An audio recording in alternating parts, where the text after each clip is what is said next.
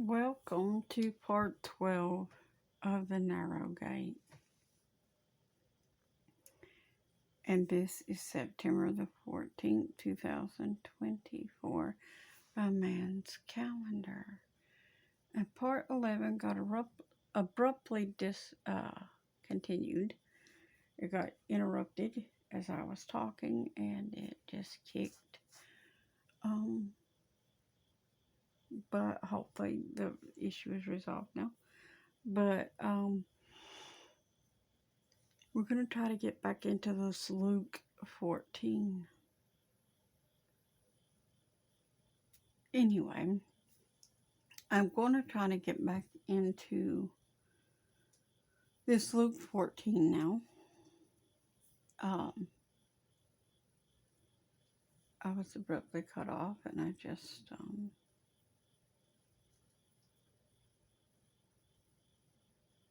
I was praying. I was binding and rebuking evil spirits and things, and this is,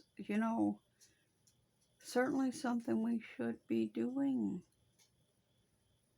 Spiritual people, those that have the spiritual authority through the Holy Ghost, should be binding and rebuking these evil spirits.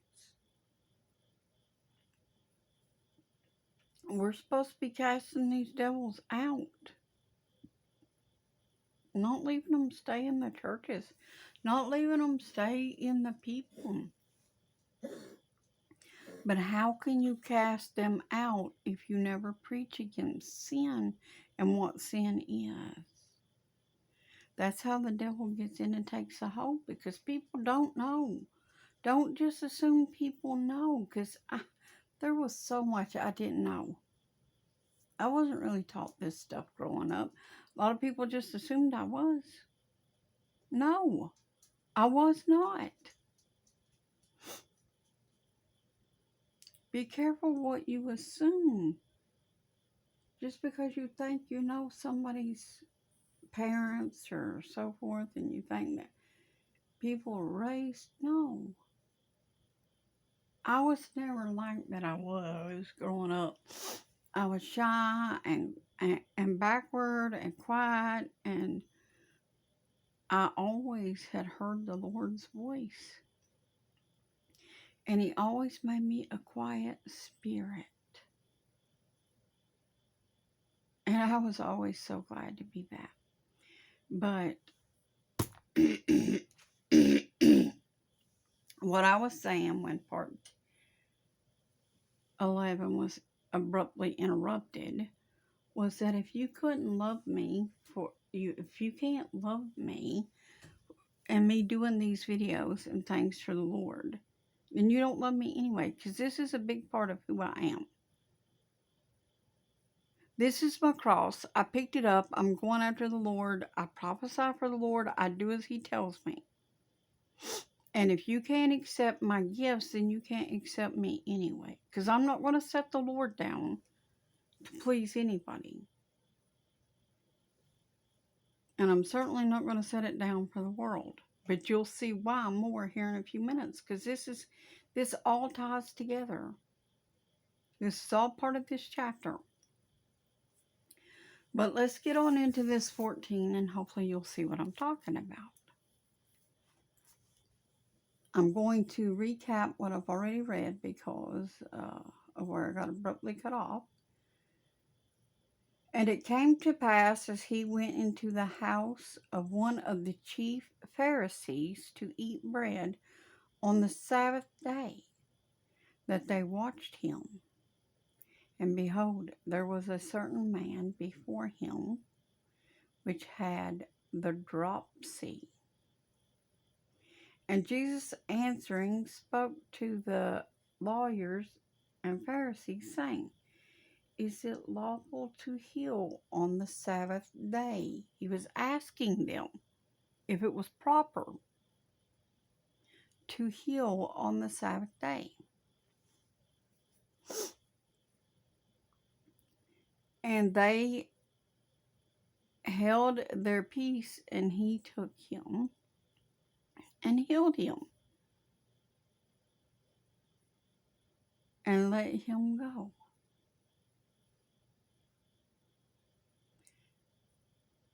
And answered them, saying, which of you shall have an ass or an ox fallen into a pit, and will not immediately pull him out on the Sabbath day? And they could not answer him again to these things. And he put forth a parable to those which were bidden, when he marked how they chose out the chief rooms, saying to them,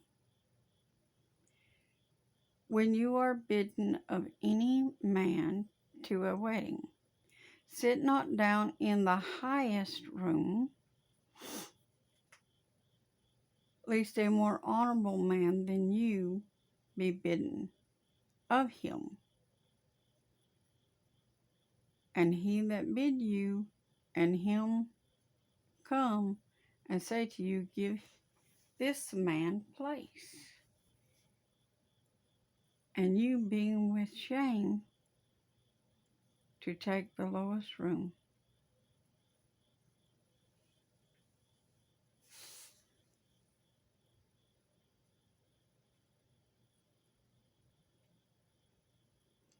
And he that bid you and him that come and say to you, give him room, give this man place, and you, being with shame, to take the lowest room. Now pay attention here. There's purpose to this. But when you are bidden, go and sit down in the lowest room. See, y'all want to run to them chief seats in the front, ministers. And where are you actually supposed to be sitting? Have you ever just tried sitting with your families?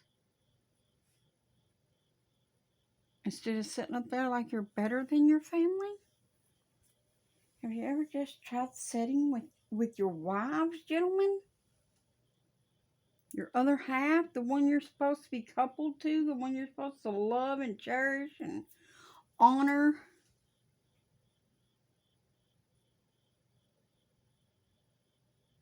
And your children? How about that? But no, you want to run to the chief seats. I get that the music players have to be up there to play music. That's not what I'm saying. But they're only up there during the time in which they're required to be there. Why does all the ministers have to sit in chief seats up there like they're higher than everyone?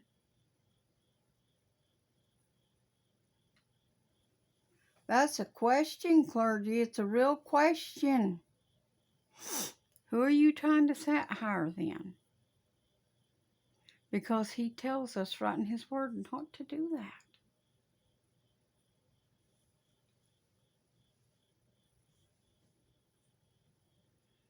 But when you are bidden, go and sit down in the lowest room, that when he that bid you come, he may say to you, friend, go up higher, then shall you have worship.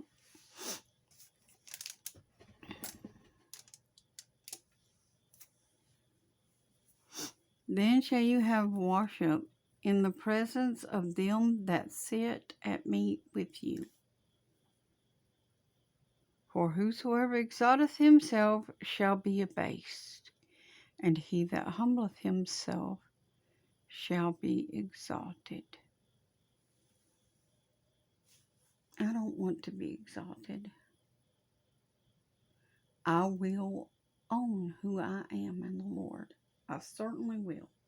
I have no shame in who I am. I am glad to be who I am for the Lord and grateful to be a part of His plan. But that doesn't afford me anything more than it does you being who you are. Who I am is no greater or no less than anybody else. Who you are is no greater or no less than anybody else. The only one who sits higher is Jesus. So why do we have to have these chief seats, as they're called, which causes divide amongst people, causes jealousy in people and envy?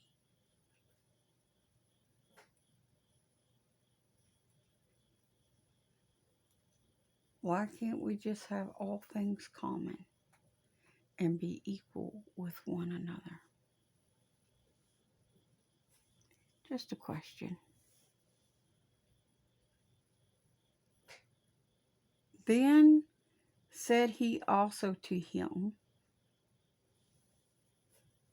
that bid him, when you make a dinner or go, oh, when you make a dinner or a supper, call not your friends nor your brethren. Now, I love this parable.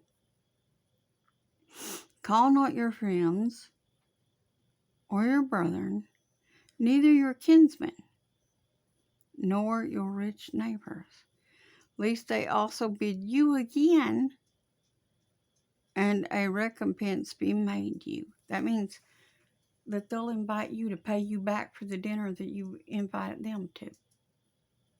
Y'all know what I'm talking about. Y'all do these things. But that's not what we're supposed to be doing. Listen what we're supposed to be doing.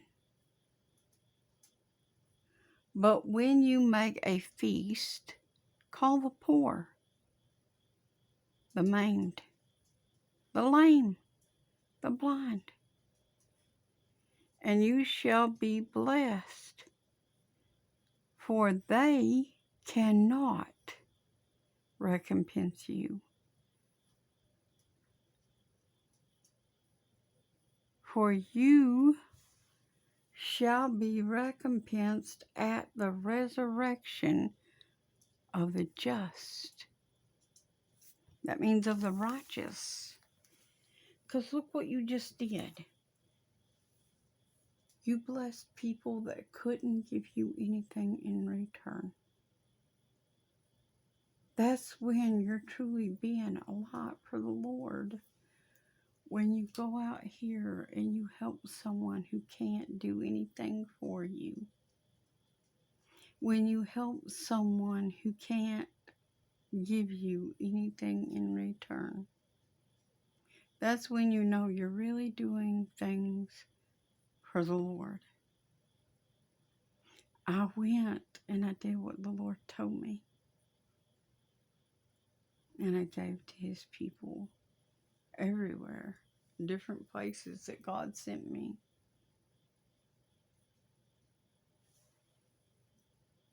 What little I had, I divided up and I gave where the Lord said give. And I didn't do that for a recompense.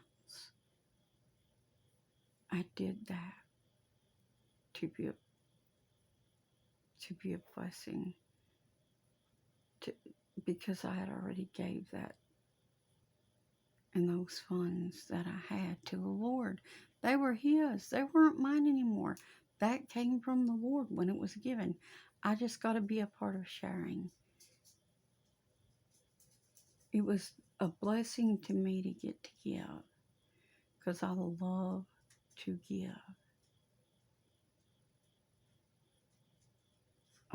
One thing I have to say, growing up, my mama, she was always feeding people. My grandmother did that, my great-grandmother. And they all did that on that side of the family. And was a wonderful thing to me, and I loved being a part of that.